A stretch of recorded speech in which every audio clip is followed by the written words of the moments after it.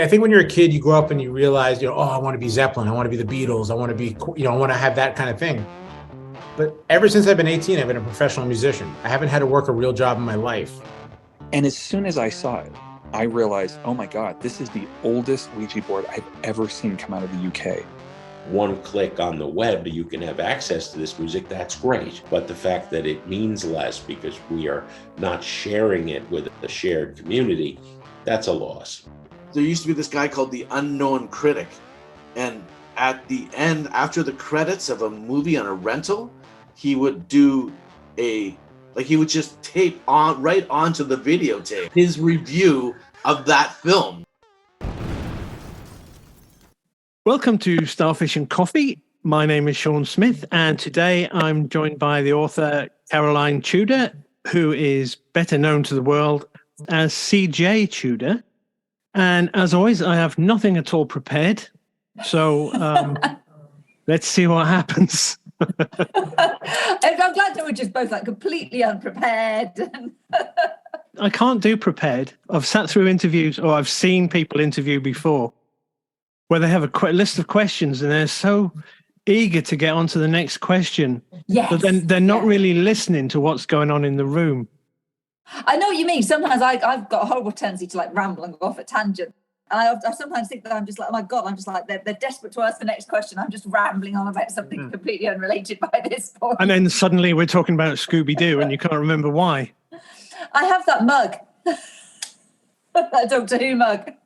I have two of these because, I dropped one and I smashed the handle off it, and I thought I'm going to get another and a spare because even though we're audio only, I'll post a picture of it. Sorry, it's a very cool Doctor Who mug, and I recognise it immediately because I have the same one. I think it was a birthday present. It keeps the drink hot. It's thick. It's nice, thick, it's just the best mug ever. Substantial mug. Yeah. See, this is what happens. That's blown it already. I'm going to start with an origin story because that's what they do in Marvel. So let's do it here. What is your origin story to being an author with regards to what did you bring yourself up on? Oh, God. Well, probably very similar to a lot of authors, really. I mean, when I was a kid, obviously, I did the usual. I did sort of Enid Blyton and... Wait. Favourite Enid Blyton series? I really liked the Magic Faraway Tree, and then what were they called? The boarding school ones, Mallory Towers. Okay. But I quite liked the one with the wishing chair as well. I think it was the first one I read. And I used to just imagine I really wanted to find a chair that would take me away to places. Every time I saw an old chair in a house, I'd sit in it and hope it might fly. And I think it was that first thing about learning how stuff can take you to different worlds. But then, because I'm very old, there wasn't a transition really from kids stuff. I started reading Agatha Christie from the library, so that got me interested in mysteries, I think. But then there was no YA or anything like that. So really it was a straight out transition to stuff like adult books. So I think we did stuff like Flowers in the Attic and that type of stuff. And then I discovered horror and Stephen King. And that was it. That really was it then. It was it was the 80s. So obviously horror was really big and it was kind of everywhere. So I remember my friend had loads of and the wonderful garish kind of 80s covers that James Herbert and Stephen King and everything had. So just to get a perspective on this, I'm 55. I'm 51, 52. Okay, so we're the same era. Yeah, good. Same era. So you had I'm pretty much the same. So I went from Famous Five to Secret Seven to God, I forgot the Famous Five. How could I forget the Famous Five? To the lesser known Five Find Outers. Oh, God, I vaguely remember that. God, I read all the Famous Five. How can I forget the Famous Five? Because I used to want to be George. I desperately wanted to be George, to the point where I insisted for a while that everybody called me Carl because I was wanting to be a boy because I was quite a tomboy anyway. Yeah. But like you say, there was no transition. No, I went from that to my dad's shelf, which was Jaws, Mickey Spillane, hardcore, and then Stephen King. Yeah. Because that was that. You got you sort of, you got went to the adult section of the library with your dad's library card, and started getting all the kind of the grown-up books, which was really exciting. And my friend had a load of her dad obviously read lots of horror and stuff. I always remember seeing them in the bookcase, and there was something really appealing about it. They were really garish, weren't they? They kind of like very sort of like, I remember the James Herbert with the fog holding the severed head. And they were like all gold or silver lettering and things, which is kind of just really appealing yet forbidden when you're a kid, I think. Yeah, but then as time went on, you kind of had to dig for the other horror authors, didn't you? Because Ramsey Campbell was around at the time. Yes, and I don't think I read any Ramsey Campbell at the time. I read Dean Koontz. Oh, Koontz, of course. I got onto Clive Barker probably a little bit later. Yeah, I did too. He was quite... Clive Barker. Yeah. But then I sort of just tore through sort of all the Stephen King and James Herbert stuff. And I think, all of that was just, it was kind of an 80s thing. And then that whole thing about films, I think, as well, which I think a lot of that fed into the Chalkman, really. There was all those kind of like films in the 80s that the kind of like Spielberg's of kids getting into trouble with dark, weird, creepy stuff happening as well. And of course, that's kind of a thing that's quite prevalent in a lot of Stephen King's books. A lot of his characters are young, I think, which always appealed to me, perhaps as a kid, groups of kids. So, I think all of that kind of fed into the writing. But then I was writing like kind of creepy ghost stories before that even. I used to read a lot of like classic ghost stories and like true ghost stories. God knows why, because I used to give myself like really terrible nightmares when I was about 8 or 9. Because I used to like get the Hamlin book of true ghost stories and like read them all and then go to bed and you're like, oh. But if you dug about, there was some the 80s were kind of had their own style. But if you stepped out and went and found M.R. James, that stuff, that was like, okay, this is kind of real. This is the fiction I know. This is kind of, this might have happened. Yeah, and I went through a lot weird. of that. The Monkey's Paws were my favourite short stories. So all those kind of classic ghost stories as well. And I think that was sort of always a big influence. My English teacher as well, was like really encouraging because he knew sort of what I used to like to write and read and things. So he sort of lend me classic books and ghost stories and things too. So that was really good. And I think it's weird though, isn't it? Because my parents, none of that would have been on their bookshelves because they really not what they would have liked to read at all. So perhaps that's why I was drawn to it. But I think kids are, aren't they? I do think children are quite drawn to dark, macabre things. But how old is your daughter? She's 9 and she's quite hardcore. Yeah. I was going to say, would you be... I think my mum kind of went, are you sure? But let me do it anyway. I think I was... At least he's reading. Exactly. I don't think they really knew what I was reading. It'd be like, what's that you're reading? Oh, Stephen. And oh, that's nice, dear. It was kind of like that. They were adults. I was a kid. I was never heard of him. I was quiet. They were happy. Yeah, basically. Yeah, but she quite likes... I mean, maybe it's my influence. I don't know. But she does like quite dark, creepy things. She's a big fan of the Addams Family already. She loved the Wednesday series. And she sort of already, she plays like games because it's different generation, isn't it, as well? Like in Roblox and things. Have you heard of this? It's Roblox, yes. I say it's sounding very old. But they have like creepy games and things there where it's like there's one called at 3 a.m. or something. So already it's getting into that kind of like creepy kind of sort of scenario. I think kids are a little bit drawn to being scared. But I was very young when I saw my first... I think I saw The Wicker Man by accident once. Oh, quite young. And my grandmother used to let me watch the Universal classics, Frankenstein. Really? And stuff. But then when you see your first modern horror, which I think was probably Freddy, Nightmare on Elm Street. Oh, Nightmare on Elm Street, yeah. That kind of changed the rules, and it was like, well, okay, this is another league above. Yeah. And I went down that road very hard. But your books aren't... It's tricky, isn't it? Because I described your work to somebody the other day as horror. And I went, no, it's not horror. Yeah. It's not at all. Which is good because there's no horror section left in the bookshop anymore, right? It's true, isn't there? It's well, like publishers always very keen to say, no, it's not horror. There should be maybe a section titled Unsettling or... So my question to you... disturbing. But you must have read detective fiction as well, because I did. that's how I see you. Yeah. I think that's the Agatha Christie stuff that I kind of read when I was young as well, because I did love mysteries, and I do like that whole kind of crime genre and the twists. I love a twist and finding out a mystery. So I think that went into it. So I think they all went into the mix, because my books definitely are a mix of the two. I don't go. I was never really. Although I kind of love horror and scary stuff, I was never, particularly with watching films, I was never a fan of anything particularly gory. Psychological horror, I mean, The Wicker Man's an amazing film. Perhaps more old-fashioned chills and scares always appealed to me more. So when the whole phase of like the whole sort of torture porn, that's what they called it, wasn't it? Yeah. That kind of really gory kind of Hostel and all that kind of stuff. And there was never really my bag. Well, there's no story there, is there? There's just no story. No, it's just like I just don't want to just see. I don't want to be sort of pushed to see what's the most extreme, horrible thing we can do to someone. Because for me, that's not just really. It's not interesting. That's not. I want those more psychological scares. So so I think when writing books, I think that's kind of what I kind of went for, really. Kind of mix in a little bit of. I don't like using the word supernatural really, but a little bit of other, a little bit of horror with a bit of crime, a mystery in there. And then kind of tried to mash them up. And I suppose I could have very easily just written what I'd call straight crime novels. But whenever I started writing something, it just never seemed to go in that direction. And I realised that wasn't what kind of interested me. I liked making it a bit weirder. I liked having that something else going on in there.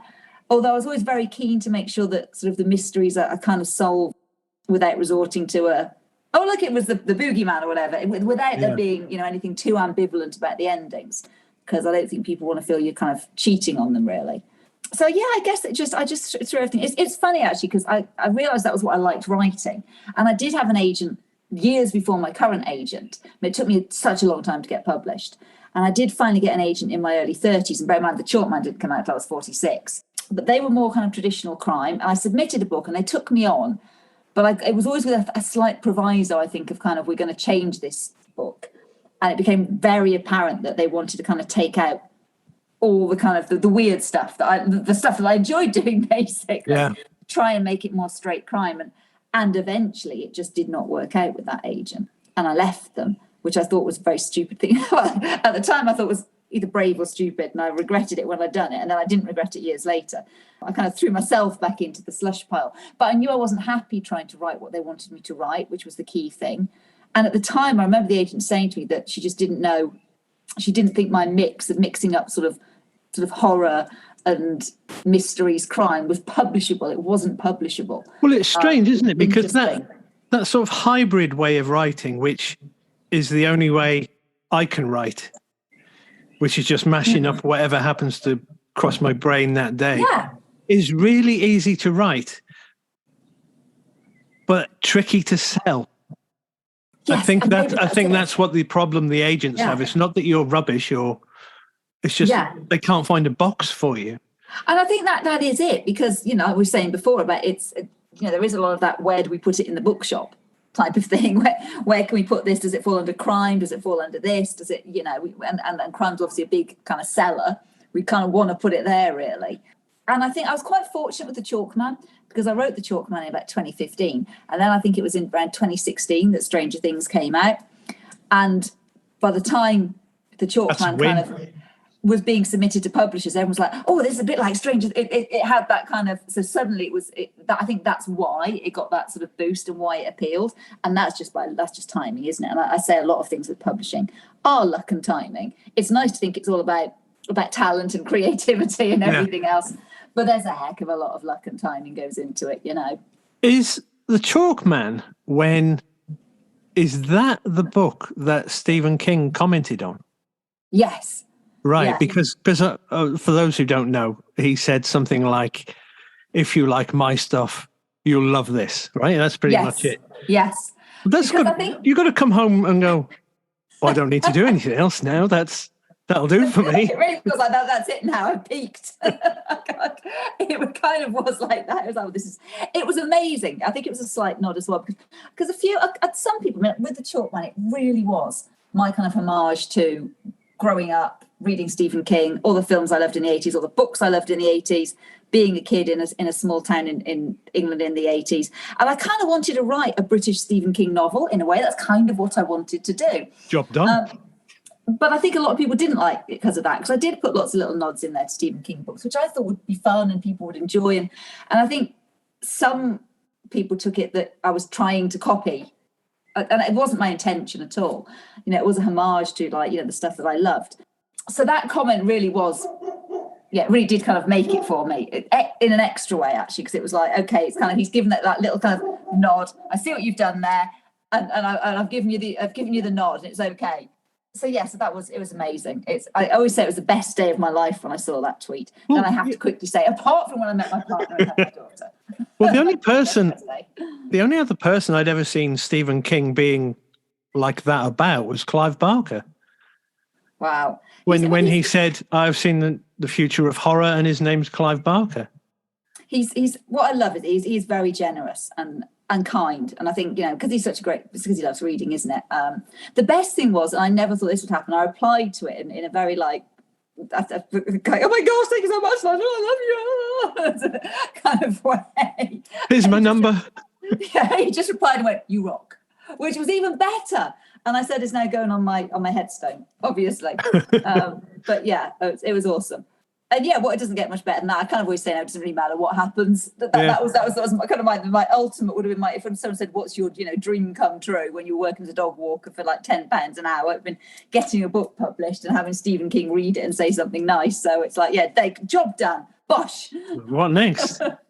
But what did come next? Taking of Annie Thorne next? It was, yeah. And what you did was you didn't do the same thing, which was very clever, smart, fortuitous, whatever. It wasn't the same book at all. It wasn't, no. And the weird thing was I started writing that one before Chalkman. I kind of had them on the go at the same time for a while. So there's quite a lot of it written by the time I came to sort of do the kind of 2-book deal, which I think was quite helpful, actually, because I was kind of committed to it and I didn't have to sit and look at a blank page, because I think that's the hardest thing with a book too. If you have any reasonable kind of success with a book 1, then I think you could easily be crippled by, should I do something the same? But then people will criticize me for doing something the same, so I should do something different. But then people won't like it because it's too different. And I think you could just do that for like eternity, essentially. Because I was well into this book already, I kind of just picked it up and didn't think about it too deeply, which I think was probably a good thing. Yeah. I didn't self-analyze too much. I think that can be the worst thing as a writer. You self-analyze and you stop thinking about what you like to write, and you start thinking about what people want you to write, or what people want to read. And I think that's a killer, really.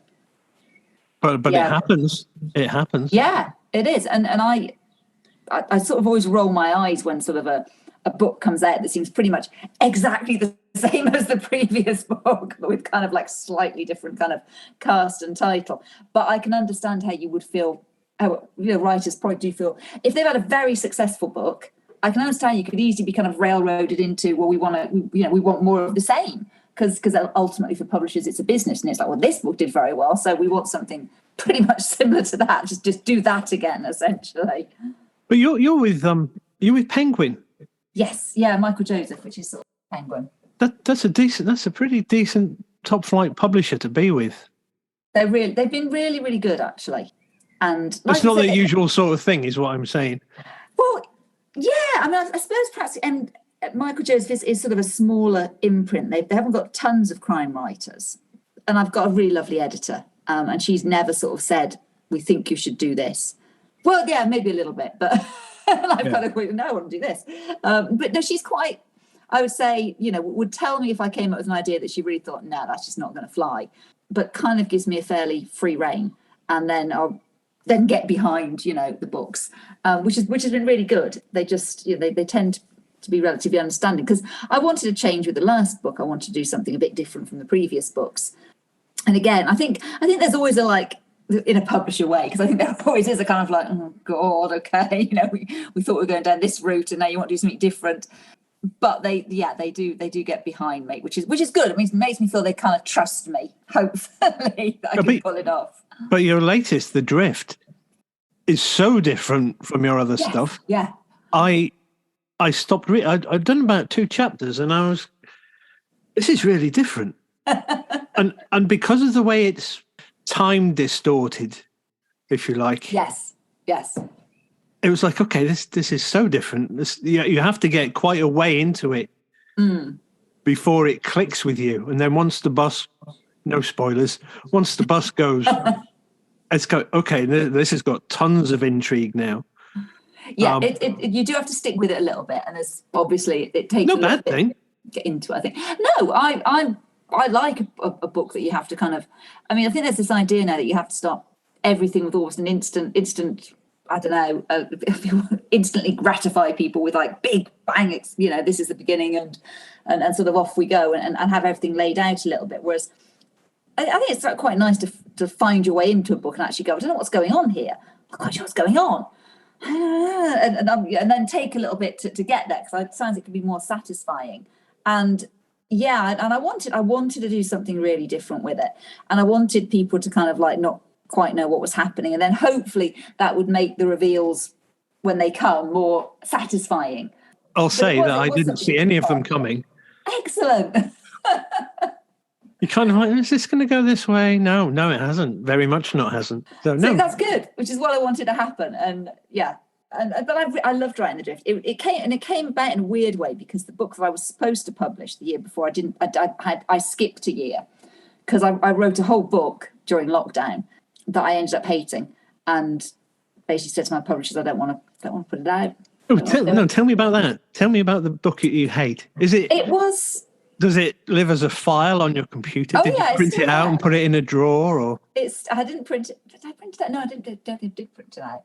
It's still there. Yeah, basically, I had the idea of The Drift back in 2019, and I really wanted to write it. And I guess this comes back to actually, how much you listen to people and how much you trust your gut sometimes, and timing. And then I had this other idea, and I think I was gently persuaded by my publishers and agent to kind of go with the other idea that was perhaps slightly more in the vein of previous books, and then maybe save this one for sort of next time. And I kind of listened and went, okay, because I quite liked the other idea as well. But I think 2 things happened. Like, perhaps my heart wasn't in it as much as I thought. And then we had, the year of 2020 when everything kind of went pear-shaped and weird, and we had, lockdown, and everything was difficult. And I was having difficulties with, obviously there was homeschooling, which was tricky. And, we're lucky. We live in a nice place, got outside space. And I didn't think I found lockdown that hard, but I think there's probably an underlying anxiety that you perhaps don't realise is happening. And I was having sort of issues with my dad, since he was in a nursing home at the time as well. And my mum was sort of distant. They were living some distance away. And there was a lot of stuff I was trying to juggle for them too. But all the time I was trying to write this book. And then we lost my dad. My dad died. And I think the books kind of I finished it and I sent it off. And then I got loads of editorial notes back, which kind of confirmed my feeling that this book wasn't working. And I sat down, I remember bursting into tears and saying to my husband, I said, I can't do it. I can't go back to this book. I can't fix it. I normally just take editorial notes in my stride and it's fine. But I said, I said, it's not that they're so dreadful I couldn't fix it. I said, I just don't want to. I can't go back to it because I just hate it. I hate this book. I hate everything about it. I hate the time I spent writing it. It's become synonymous with everything crap and shit and awful that happened that year. And I just don't think I can fix it because I hate it and my heart wouldn't be in it. And so, I had a big heart to heart with my editors about it, and they were really understanding. And I said, what I would like to do is not put out a book this year because I don't want to put this book out. But I'd really like to go back to the other idea, which was The Drift, because I think that would sort of get my writing mojo going again, because it's something different. I'm still excited about that idea. And also I've got a load of short stories, that I'd love to do something with. And I love writing short stories. And what about we could put out a short story collection in between to kind of bridge the gap. And they really liked that idea as well. And so that was how sort of the short story collection that I put out in 2022 came about. And then we put out The Drift, obviously, this year. A short story collection, I must add, that I didn't know existed until about 2 days ago. Yeah, I just slipped it out there. It was almost a bit of a placeholder, but I had such a lot of fun writing it, and people have enjoyed it. So if I get the chance to build up a few more, put a few more in the bank, it'd be nice to do another one. I'd always wanted to do a short story collection. I love short stories. I like reading them. I like writing them. And again, it was quite freeing to do something different. Like that year, I wrote The Drift really quickly, and I did the short stories in between, because I've got about like half a dozen or so, and I wrote about half a dozen more, especially for the book. And I think it was just what I needed, actually. And also because by the time I came back to The Drift, of course, we'd been through the lockdown and the pandemic, and it kind of, the eerie thing was the whole idea happened before COVID, which was kind of weird.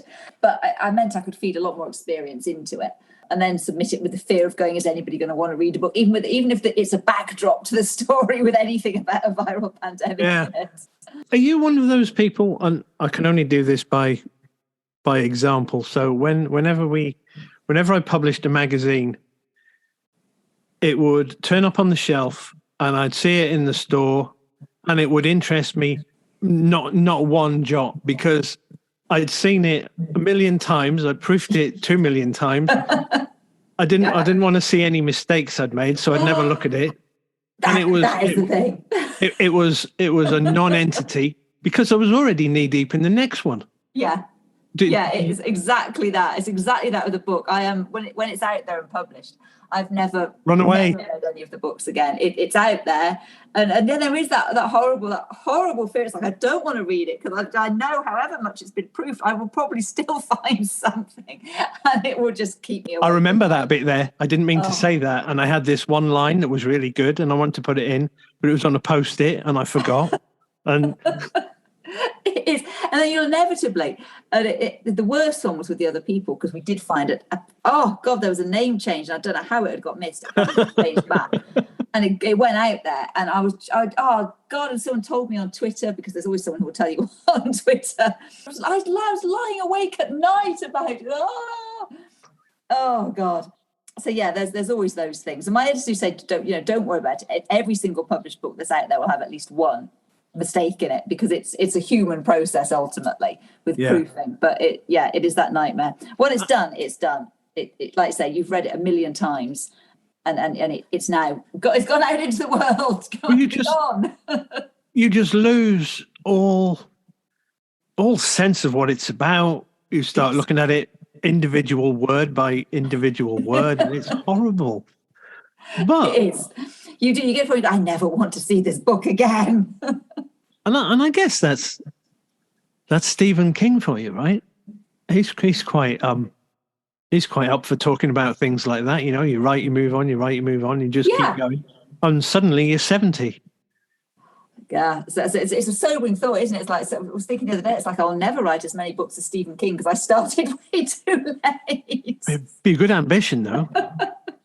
Oh God, I can't write that fast. I think I was quite a fast writer, but I seem to have been writing the current book for like eons. I think I might be slowing down. Are you a fast writer? Well, I used to think I was. Do you have a thing? Do you have like, I'm going to write 1,000 words a day, or do you just turn up when you think you have something to say? I don't like word counts, because I think you just set yourself up for disappointment. It's like, because then you immediately feel like you've let yourself down, don't you? If you don't hit a word count. I'd rather just feel good if I get a lot done one day, and then I know there are some days where, because life gets in the way. There are days where I've got to I've got, my mum lives close now. I might have to go and do stuff and take her to the doctors or the hospital, or something else happens that means I don't get anything done that day, or just life gets in the way. And then also there's just days where you just don't get as much written. It's just you've just got to nail down a plot point, and this particular paragraph is really, really, really important, and you've got to get it right, and that just consumes the whole day. So yeah, I don't set myself word counts. I try and have a vague, I'd like to get this many words done by X point, just because I'm conscious of getting stuff finished so I'm not behind for the next book. But yeah, The Drift I wrote really quickly, which was great. That kind of just came together really quickly. But I think some books just take longer. This book's taken longer. It's a bigger book. Sometimes physically a book is longer, and it takes more time to write. So yeah, I sort of don't really have a set routine apart from I guess I try and just get in front of the laptop once Betty's off at school, and I sit and write for as long as I can until my brain needs a break, really. And even though I'm somebody who can't write constantly without doing something else, I have to keep taking little breaks in my brain. So I'll maybe write a few hundred words, and then I'll just have to go and do something else, even if it's just having a quick look at Twitter or buying something off a website. I have to kind of just distracted occasionally. Don't know some people I think can be focused continually, whereas my brain's a bit of it needs little breathers. You mentioned your mum there. Would that be your mum who's still wondering when you're going to get a proper job? Probably. She doesn't quite get it all. No, sorry. She's never read any of my books either, because they're not. That's probably a good thing, right? It probably is, to be honest. Yeah, she's 84 now, bless her. So, but she probably knows that I'll never get a proper job because I've never had a proper job. You know, Yeah. I've for so long I was self-employed and I do this and I do the other and do something else. So I think they're just glad that this one seems to be supporting me for the time being. I used to hate it when my mum would go, "Oh, I saw your magazine in Smith's. It was up on the top shelf next to Club International." And you're like, really? What's it doing there? Go in there immediately and remove it. Have you got like other brothers or sisters there that have proper jobs? Was there ever any of that? Or? Oh shit, yeah. I'm quite a lot older than my brother and sister. So my brother sells stuff like actual artificial hips and knee joints and elbows to surgeons. Oh my God, right. And my sister, who's 16 years younger than me, is a civil engineer. Whoa. So yeah, I was the one that sort of wandered off to London to see if the path was paved with gold, which it wasn't. And I just kind of wandered around until, well, I ended up here, you know? It's what we do, people like us, isn't it? And so they've got no comparison. They're stuck with me. They're landed with me. They have to, I say they, so talking about my dad, bless him, have to be kind of proud whatever I do because I'm all you've got. I mean, yeah, but you now have a daughter, so we can jump you, put all the pressure on your daughter. As I said to Betty the other day, something, she was telling Nanny about something. But my mum was very interested in stuff. Then I was trying to tell her something about the books or something or other. It was just like, it obviously wasn't really, she wanted to talk about shopping at Marks and Spencer or something instead. I said to Betty, I said, you see, this, she's interested. She's no interest in me. Only interested in you now. But in other related news, and I only caught wind of this, so I may have got it wrong.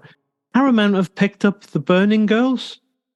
Yeah, Did I get the book filmed. right? Yeah. Yeah, they have. That's quite a coup. It's it's very exciting. It's like, I mean, in book world, obviously, lots of books get optioned, and we have 9 times out of 10 we know it's not going to go anywhere, but it's nice, and they pay you some money, and then they keep paying you money if they want to keep it, which is all good. But yeah, this one actually got picked up quickly, and it's filmed, it's done.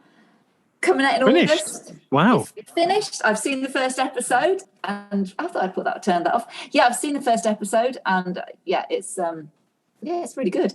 And I'm really pleased. Have they come back for more? Oh, it's a sole self-contained series, The Burning Girls. No, but have the producers gone, hey, this looks pretty good. Maybe we can mine the rest of that stuff. Well, it's interesting because funny enough, I now have 3 books with the same production company, which is Buccaneer, who have produced The Burning Girls. I'm really happy with what I've seen. It looks great, and Paramount are putting a lot of budget to market it, which hopefully we'll sort of start seeing soon, I would think, because it's coming out in August. And they're really pleased with it. So it's all kind of exciting. I got to see the, adapted from the novel by, which is really exciting and thrilling. I watched the first episode about 6 times. One, I was kind of like, oh my God, this is really weird. And then I kind of watched it as a viewer. But yes, so Buccaneer have also got The Drift. They've optioned The Drift. And they also have The Chalkman now, because that was with someone else. And we decided not to eventually continue the option because it kind of just wasn't going anywhere. But I can't say too much. But stuff is afoot with The Chalkman, finally. No, but wait, that's 3 out of 5 books. Yeah, and we've got Annie That's Thorne's not bad going. Yeah, Annie Thorne's with Imaginarium and Richard Armitage, who voiced the audiobook. He did. Yes, Very well. That's still in development, as they say at the moment. So yes, the other people was with them, was optioned, and then we decided it ran out, and so that's sat there waiting maybe. But it's nice, yes, it's lovely. It's really it's an amazing thing. I think you have to take it all with a pinch of salt. It's amazing The Burning Girls has got made because we all know, I think you've got to be realistic, but so few actually get made. So I was like, my God, I can't believe this is going ahead. I kept expecting something to happen at the last minute, even though I knew it got the green light. I kept expecting like the rug to be pulled out or something, because TV and everything is just so weird and kind of fickle. Yeah. You know, you just hear stories about like the people at the top change, and then they've already put loads of money into something, and then they go, no, we're not doing that. That's shelved. Not doing that. We're going to do something else. So yeah, weird. It's a weird world. And I think you have to be a bit realistic about it with the chalk, man. And even when you sort of, because you do these things where you speak to, like with The Drift, there are a few production companies interested. So you speak to all of them. And the American ones in particular, you know, I mean, they don't have those smoke up your bum. It's hilarious. It's all like, oh my God, it's amazing. We love it. We're going to do this. We're going to speak to these writers. We want to speak to these writers and get these on board. And we're going to pitch it to these people and everything. And you have to kind of just go, yeah, right. Because you know that's what they tell everybody. And you know. And you're like, hold that thought, because I need to take the dog out. just mail me. Has anything... Is there anything public about Burning Girls at all? Do we know? Well, you know who's in it, but does anyone else? Yeah, no, it's all out. I think it's all out on IMDb now. Stuff. We've got Samantha Morton is playing Jack Brooks, the central main character. Got a couple of great young actor and actresses. An actress called Ruby Stokes is playing her daughter Flo. She's amazing and brilliant. Sam is absolutely brilliant. I've seen her in the first episode. They're both so good. A great young actor called Conrad Khan is playing Wrigley, who's also brilliant. Rupert Graves is in it, and David Dawson and Jack Roth. Who else? Okay. It's a great cast, and the brilliant thing is that I've seen some. Everybody is so good, and they really fit the roles, which is amazing. I think when you have what's in your head, and then obviously it's going to be slightly different, but they really do. Yeah, they're, from what I've seen, everyone is really perfect for the roles, and so that's really nice. And it feels, it's not, it's hard to say like it feels like it's mine. It doesn't, because it's something else now. But I feel happy with what I've seen so far, and it looks brilliant. I think perhaps that's the slightly different you get with the streamers sometimes, that they have got a bit more money to put behind stuff to give it that more filmic kind of quality. So hopefully people will enjoy it. That's the next fear, isn't it? You go, God, well, exciting, I'm getting a TV show made. Then you go, oh my God, what if people hate? Well, it's weird, isn't it? Because you've got Netflix and Amazon and blah blah, and then Paramount came along, and it was like, there can't possibly be anything on Paramount worth a watch. And then I saw Yellowjackets. Yellowjackets, love Yellowjackets. Like, holy shit, this is great. It's so good. Yeah, this is like Lord of the Flies crossed with. I can't think. It's Grange great. Hill. It's great, and I love how kind of weird it's gone with it as well. So yeah, watching the second series now. We only just started though, so yeah, don't no spoilers. I'm watched letting Star it stack Trek up as well. I love Star Trek. The new Star Trek. You're a bit of a sci-fi person, huh? I do like a bit of sci-fi. Yeah, well, my partner's a huge Star Wars fan, real Star Wars geek, and I grew up with Star Wars as well. And I did grow up watching original Star Trek. I always liked Star Trek, and I really liked the new one because it had all that kind of feels of the kind of the camp kind of, I think, of the original series. So yeah, so I love that. Yeah, I do like a bit of sci-fi. You know what? I've never watched an episode of Star Trek in my life. I love it. Did the opportunity ever come up for you to write any of the Burning Girls script? It was offered, it was suggested, but I think it was taken away quite quickly, because then we got Hans Rosenfeld on board, who wanted to do it. And I'm not going to go, I think I could do a better job than Hans Rosenfeld, I think it comes up occasionally, I think. It's not so. Part of me thinks it would be interesting to write TV. Part of me thinks I couldn't do it for one of my own books. I think it'd have to be something completely separate, because the temptation is just to take what's on the page and kind of make it a script. And having seen how someone who knows what they're doing has done it, rubbish. That can go. Yeah, I wouldn't have to do that cleverly. It really is. I'd just be like, let's just put this here in a script, and it would be awful, probably. So yeah, I think you have to accept it's a different medium. You gotta do it in a different way. But yeah, sometimes the idea of writing something for TV is there. But I don't know. I'm not sure. I don't know. I'm not sure if I could do it. Plenty of time. We shall see. Yeah, if I don't get another contract with books and stuff, But here's a question for you. Before you were committed and were allowed by Penguin to be a full-time writer. You walk dogs, Yes. which is the greatest thing ever. It is a good thing. Even if it is for a tenner an hour and very difficult in the rain. But did you write while you were walking dogs? Yes. No, yeah. I mean, while you were walking, were you Was I doing it in my processing head? in your Yes. head? Yeah. I think And dog do walking you is a great miss- time to do that. But do you? I heard him before, but I know you've got your own dog. But do you We still have, work? yeah. Do you still operate like that? Yeah, I think it's still good time. I think dog walking is always good time just to, you get out with the dog and you can just churn stuff over in your head, whether it's book stuff or anything really. So yeah, I do sometimes. I think, you need a break, getting out and just walking through the fields and stuff is good sort of plotting time as well. I mean, I probably just spent a lot of time thinking about, imagining when I wrote a book and Stephen King would blurb it and stuff when I was dog walking as well in my fantasy world. But yeah, it is. I run as well, actually, and that's quite good. Sort of thinking book time. Running. I know. But I sit on my bum when I was dog walking. I was dog walking 7 hours a day, and now I sit on my bum for 7 hours a day. Yeah. So I figure, as well as the odd hour I take the dog out, I need to do something else. What have I missed with my winging it? What are you doing now? What's next? Got a new book on the go? I have got a Or new you're book slacking on the off? go. No, I'm not slacking off. I have got a new book on the go. I've got about 25 pages left to edit, rewrite on it. Yes, it's called The Gathering. And we are actually off in 2 weeks to visit Alaska for a week. Well, say a week. We're probably there for about 3 days with all the travel either side as kind of research colour for it, because it is set in Alaska and it is set in a small town in Alaska, and there's a brutal murder and there is a plucky female specialist detective who's called into the town to investigate, and there are lots of mysteries and there are vampires. Oh. Yes. So you're rooting yourself to the horror genre a little more there.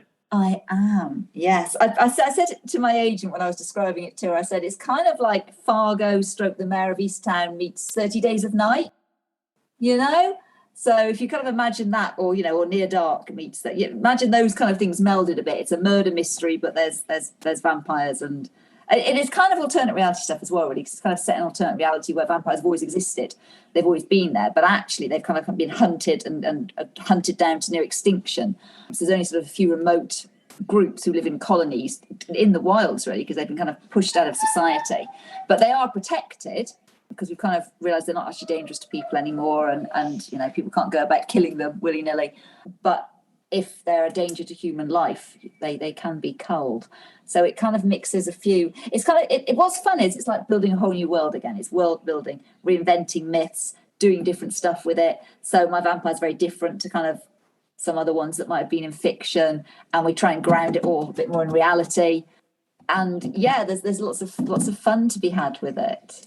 That's one of your fortes, though, is somehow you managed to ground everything in quite a real world. At no point in any of your books, no matter how weird they get, do you go, this doesn't gel. It's always based in some kind of I hope in so. a real way. They're real people doing real things. I hope, that really pleases me, because I try to do that, because I think that's how making stuff weird works. You make the reality very real, and it should be grounded. And that's what I like doing. I like having that reality of stuff and then adding that weird thing. So I've been having a lot of fun with this one. But it's my longest book. It started off almost 140,000 words. There was a lot of stuff in it. I think we're down to about 110,000. Hence why I feel like I've been writing it forever at the moment. But yeah, we're off to Alaska. The book's kind of written. I've done a lot of research online about sort of areas and things, but I wanted to go for that authenticity, to add colour, to kind of so when it comes to the edits, I can build kind of all of that in. Because I always feel you kind of got to go somewhere. There'll be stuff that you can't put in there unless you've been somewhere. I just watched the show, actually. I just watched Alaska Daily. I've seen that kind of advertised. I don't know an awful lot about it. It's excellent. It's not really about anything. It's about dozens and dozens of missing women in Alaska. But they pull the lead reporter in from New York, I think. And across the first couple of episodes, she really struggles with that. Why isn't it nighttime? They go, well, what should we do now? Well, it's 2 a.m. I'm going to bed. She's like, really? I thought we were going out for something to eat. It's got that weird kind of like I say, it's that day-night thing, and it fascinates me. And yeah, I think it's just really, it just seemed like a really good place for this particular book. And like, stuff like sort of these small isolated towns, and they're just bizarre, weird names as well, which I loved. Like, so the town in my novel is called Dead Heart for any number of reasons. But there are places called like Dead Horse and things. It's just such a bonkers place the more you read into it. And and abandoned mines as well, which I found fascinating, which plays a big part in part of the book as well. Because there's these big old mines they had for copper and gold and things, and there's quite a few of these like ghost town mines and stuff, and some historical sites now you can visit and things. But they're fascinating, wonderful, weird, creepy sort of, visually they're amazing as well, and kind of ghost towns and things. So it's kind of perfect. It's a lovely setting for writing kind of a creepy, weird book. And, you've got the outsider come in and stuff as well. But yeah, just lots of fun material to work with. And so we're going to a place called Talkeetna that we're going to go and stop near, because it was kind of that town mixed with another town, which is called Kennecott McCarthy. I kind of combined them to create my town, this kind of like small but inhabited kind of town near an old mining settlement and stuff. So it should be... Yeah, it should be interesting, and take loads of photos and talk to people and stuff. So, yeah, I think it should be fun. It's that kind of like thing. I mean, I don't think you should always write about what you know, because that would be really, really, really boring. But I think if you're writing about some place, you do need to go there. Well, you can't really write about what you don't know either, can you? No, I mean, I think you don't want to restrict yourself. You can make it up, but when somebody in Alaska reads your book and goes, "No, that's wrong." Exactly. That's the point. You've got to do your research. I think there's that whole thing of like, you don't want to make it, you want to be able to, it's a big world out there. There's so much stuff to write about, but you've got to have the respect of going somewhere to get some of the details right. Presumably, otherwise someone will go, you've obviously never been there. Presumably that won't come out this year. It's 2024, that one, yeah. Right. A nice place to be. Work finished. And you've got a nice little cycle going now. It will be when it's finished, but then it will be straight into the next one, so I don't fall behind. So, there may be a gap in between. There probably won't be. But that's what it is. A number of books have you got like a 10-book deal or an 8-book deal, or? I've got a 3-book deal with Penguin, so this will be the second one of those books. Right. And then 2-book deal with the US at the moment. So this will be the final book in that contract. Like foreign contracts tend to be just for a book at a time, generally. And they kind of come at random times. Sometimes they come around the same time. I've got quite a few for the new one already, but then some tend to come later, and they're sort of more dotted about. If you get them, it's lovely to have foreign deals as well. Something I never even thought about when I was writing. But bizarrely, I'm really big in Brazil. That's probably my biggest. I was going to say, where are you popular? Brazil is where I'm biggest, and Czechoslovakia and Poland I'm very big as well, apparently. And Scandinavian countries were quite big, but Brazil, by far the biggest. The short man sold bonkers amount, like 150,000 copies in the first year or something. And it still is selling lots. Now I still get like royalty checks for it from Brazil.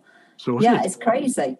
I went to a festival there, and it was like my closest experience to being like a rock star or a film star, with like queues of people for signings. It was just nuts. Like, in the UK, you're lucky if you get maybe 20 people, but it was like hundreds. It was insane. It was just bizarre.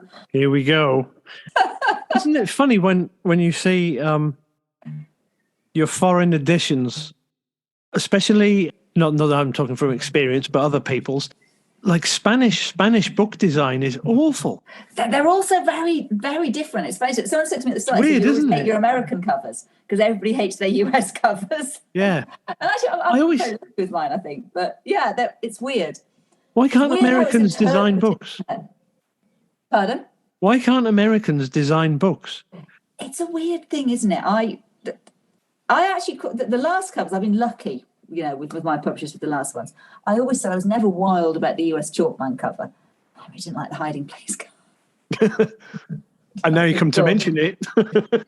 Now you come to mention it. Yeah. But because I never understood why they wouldn't have the same cover as the UK, because I really like the simplicity. Makes sense, right? Cover. You'd think, wouldn't you? But they were like, no, it can't be a black cover. Why can't it be a black cover? It's too horror. Oh. So yeah, it is a bit weird with stuff sometimes, but what they will have and what they won't have, and then with Annie Thorne, it was even more annoying because we had different titles, and that was an absolute nightmare because they called it The Hiding Place, and we had The Taking of Annie Thorne. And then is that what The Hiding Place is? I meant to ask you about that. They'd buy one book and then buy the other one, which I always thought was weird because you kind of read the backs and they're kind of pretty much the same book, and then go, I can't believe I bought this book and it's exactly the same as this book, and I'm really sorry. It wasn't me. So sorry. Yes, that was a pain. You have been more than kind with your time. Oh God, no, you're welcome. It's been fun. An hour goes quicker. I've got to talk about Doctor Who. I can keep winging it if you want.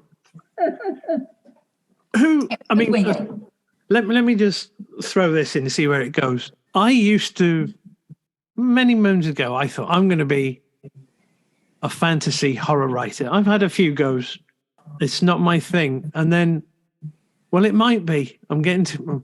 I saw an interview. Who knows? It might be. I saw an interview where you had once said something like, I realised that if that's what I wanted to do, I better actually just write something then and actually finish it. Yeah. I mean, I've done other things, but the big novel is elusive. But once I'd read Clive Barker, a part of me went out inside and just went, I will never ever be as good as this. Put it to one side. Did you ever? Is that a demon you had to slay, or do you get to a point where you just didn't care and I'm going to do it anyway? Yeah, I think you've got. I think every writer has this weird mix of like thinking constantly that they're absolutely crap, but also must have some kind of sense of inflated ego that they're good to want to carry on doing it, and people will want to read what they write. I think I went into it that I don't think I'm shit because I've read enough to know I'm not terrible. But I'm better than that guy that got published. But I'm not. That's actually going to go. I think I might be better than that. I might not be as good as that. Yeah. But I might be better than. So I think there's no. I've always said I'm one of life's triers. I'm like I'm never a first place girl, but I'm always happy. I'd be happy with a second or third, or even a fourth or fifth, really, as long as I'm in the race to a degree. So I think I went in with that mindset, and I kept writing because I thought I wasn't shit, and I thought I did have stories to tell, and I was maybe good enough to get there, and better than some other people, and obviously not as good as some of my heroes. But then I also thought, perhaps if I keep trying at this, maybe I could get there one day. I still read books where I go, oh, that's great, or that's a brilliant bit of writing, but then I also, I love Stephen King. There are other authors I also love. But there are books that I love more than others. There are books that I think, even though I might love them, are flawed. And I think that's the whole joy of writing in a way. There's perhaps not a perfect book out there. My biggest thing was always, like I say, finishing stuff. I've got a great idea, I must write it. And then I'd get to the hard bit, because there's always a hard bit, when it gets a bit tough and you're like, oh, I hate this. I don't want to write this anymore. And I could never get over that hump. And I'd have another great idea, or I thought was a great idea. Go, I'll write that one instead, and that would be much easier to write. And then I'd get to the same point. And eventually you have to go, you keep on doing this. You've got to get over that hump and finish the bloody book, even if it's awful. And I think the first one I finished was awful, but, I can write a 400-page book. I've got here enough material to release quite a hefty novel of first chapters. Maybe that could be the hook. Could that be a thing? They're always looking for a hook.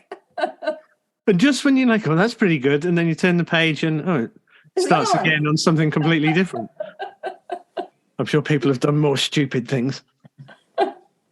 What's interesting? You can take that to a publisher and they go, you know what? I can do this forever.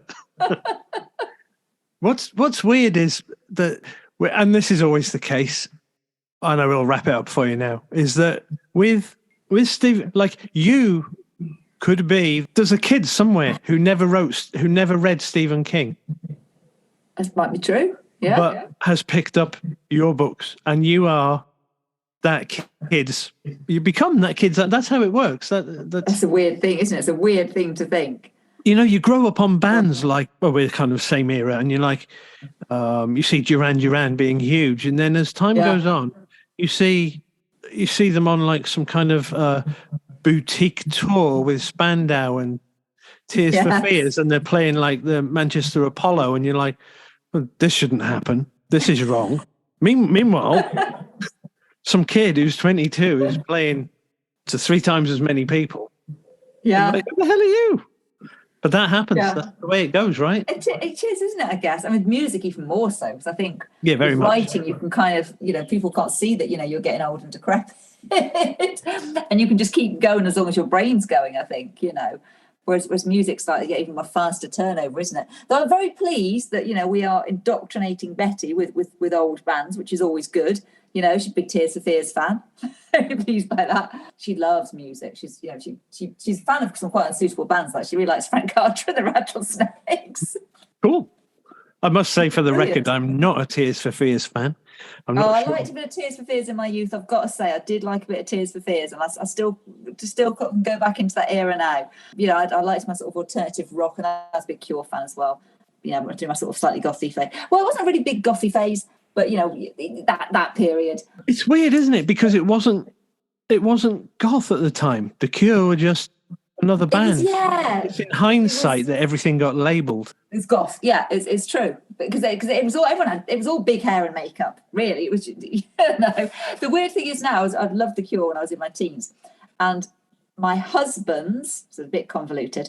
My husband's sister's sister is married to Robert Smith out of the Cure. Wow. There's a vague link there. So you do Christmas together? I've never met him. I've been with my husband for 22 years. Never met him. Never turned up at a family gathering. Never appeared for anything. He's busy. It's very disappointing. That's the only reason I married him. It's very disappointing. Maybe one day you'll see a picture of Robert Smith reading your book. Maybe You go, hey, dude. We should send him a copy. Doesn't live far away. Come over for Christmas, damn it. Can you imagine hosting Robert Smith for Christmas? That would just be the weirdest thing ever. He properly lives a life. He doesn't get up until it's dark and then sleeps in the day. So that really is sort of the life. They're up all night and then sleep in the day. Comes the time though when you hit 60, Robert, that Whereas I'm bed by 10 o'clock, wake up. Oh. Listen, thank you very much. Have a lovely evening. You too. Thank you so much. Speak to you soon. Bye. Bye.